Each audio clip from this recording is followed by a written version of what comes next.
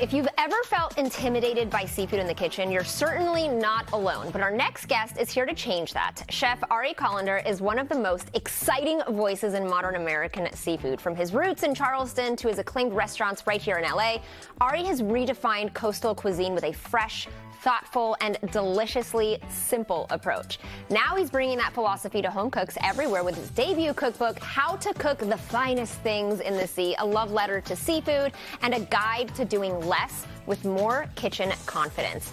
Ari joins me now to show us just how elegant and easy seafood can be. Welcome to California Live. Thanks so much. I love that I kept saying easy, but seafood sounds so complicated. So you grew up in South Carolina by the water. So how did your early coastal roots pretty much shape your love for seafood and the way you cook today? Unfortunately, not at all. I grew up on the water fishing, maybe going on boats a lot, but I didn't eat a lot of seafood while I was living there as a kid. And I moved away when I was 18. I moved out here, went to culinary school, and kind of just started learning about seafood more, like eating seafood more and more then. Yeah. So what was your vision for bringing a fun, modern perspective to life at Found Oyster and at Queens? Right. So, after working in the seafood restaurant business for 20 years, we just wanted to open up a neighborhood casual spot that just really took the pretentiousness out of dining in general, So our places are meant to be neighborhood oriented, a place that you can get, a burger and a beer and just sit at the bar or come for your special occasion. I love that. Okay, so let's talk about your cookbook. Congratulations. Thank you very much. First of all, it feels like this is the ultimate literature of all things seafood. So what inspired this? So again, I wrote this for the early version of myself that didn't know much about seafood and had questions, but seems everyone has questions. I get phone calls and texts from everyone I know asking, hey, I bought this. What should I do with it? Hey, what goes well with that? So you're lucky you don't have my number because I'd be texting you all the time like, how do I do this? What am I doing? What's wrong? Right. Well, now there's the link. I know. Now I have this. So the whole point is that, we broke this book into sections of how you're cooking seafood, not what you're cooking. So choose how you're cooking, then you decide what you're going to buy. And if you can't buy that one thing, we also talk about substitutions. So you're armed with all the knowledge you need when you go to the market, because that's part of it. It's like, okay, where do I go? What do I buy? How do I cook it? Yeah, those are like all the basic questions. Okay, so we're going to make a Sicilian Crudo, which I would never attempt to make at home. I would only go to a restaurant for that. It sounds way too fancy, but you say this is actually very approachable. It is. We're going to make this in less time than it takes to write an email. So, oh my God, I love this. You can also do this ahead of time. So, all right.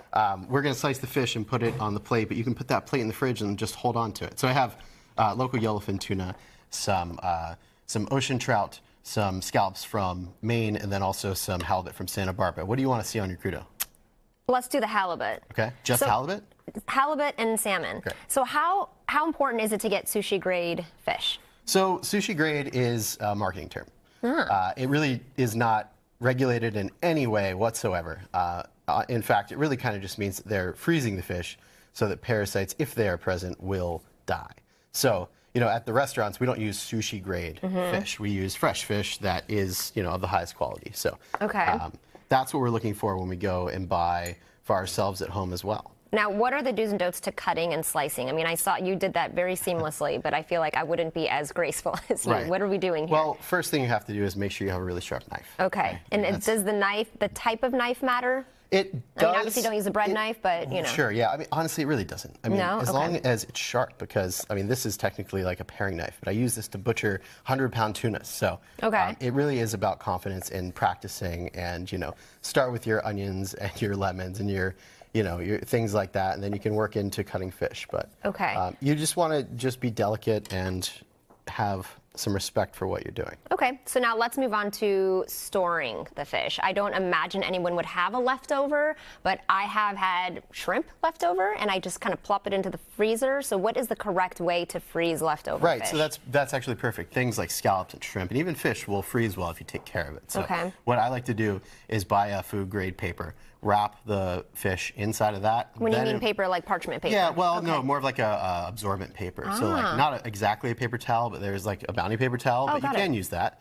So you wrap it in that, then you wrap it in plastic, and then into your sealable bag or Tupperware, something like that. Okay, perfect. All right, while you assemble this crudo, I'm going to ask you a few more questions. Yeah, let's do it. So, how long do we keep it in the freezer for? Like, how long can we leave leftover fish for? Honestly, like it can last for a little while. We Depending on what it is, you can be anywhere from 3 to 7 days. Okay, and you said you can make this ahead. You did mention that earlier. Yeah, so you can how just long? slice the fish and put plastic wrap over the plate, put it in the fridge for 12 hours if you want. Then you pull it out and you just assemble it like I'm doing. And that's now. it. And this is your crudo. Yeah. So simple. It's so Capers, simple. I red cannot onion, wait to eat this. Salt, lemon, and olive oil. Chef Ari, thank you so much.